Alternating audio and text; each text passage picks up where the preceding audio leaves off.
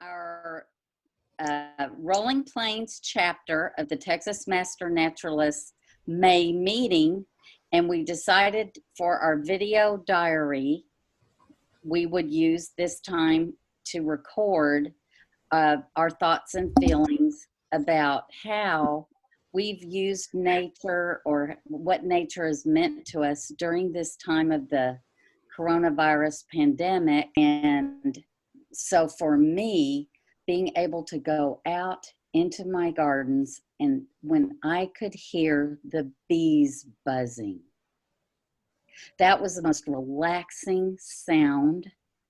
I can't even describe it. And when I'm standing in the wildflowers and they're all flying around me, and it's like the most, it's loving. It's a loving sound. But the best part of the whole thing is you don't have to social distance with nature. It's there and you can be around it. So that's the best part, is that you don't have to social distance nature. Unfortunately, my garden's not as far advanced as yours is, but I'm working on it. I do have a little thing, but going out with the pecan trees with all the birds after working all day, trying to find supplies for people to get them going and stay in business. It was a relief just to go out, sit down, watch and listen to the birds. Mm-hmm. I spent a lot more time taking pictures and being on iNaturalist, and I've enjoyed it. So it keeps me sane. It's still spending all this time inside that sort of man-made environment within walls. You get a little stir crazy, even if you're spending all your time doing online classes and things like that.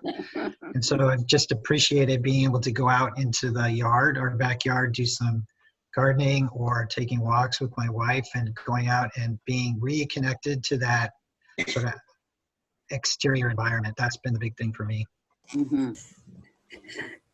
During this time, I think that my my view of nature has been sharpened.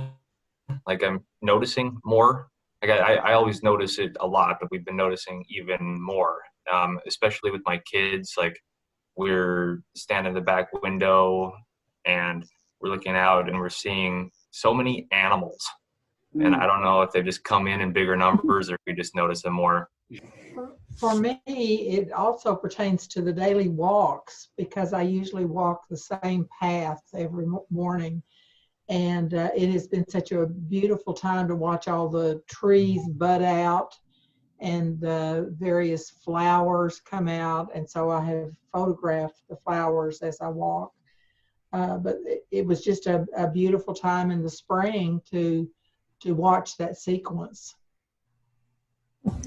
I've always appreciated spending time outside and being around plants and animals and everything, but I think because of all of this, I appreciate it so much more because there are so many things that used to distract me that I don't have anymore. And I'm really appreciative for that, to be able to be even more immersed and more fortunate or more grateful for those opportunities and those experiences in light of everything else that we've had to cut out of our lives. I've taken an even closer look. I look at bugs more now. I always looked at birds and butterflies and, but I look at bugs and moths and I'm learning a lot more about birds. I mean, I always loved them, but I'm learning a lot more about them. And I just, even my son, my 17-year-old now, I'm like, oh, look at that. Look, Josh, what kind of bird is that? And he's getting in on it too. So since all this happened, so many things have been taken out of our lives, but a lot of the things that disappeared were the stuff that kept us preoccupied and busy and worried and fretful. And what we're left with are the real things. A lot of what we're left with is the core that really matters. And when we go outside, we're able to see that.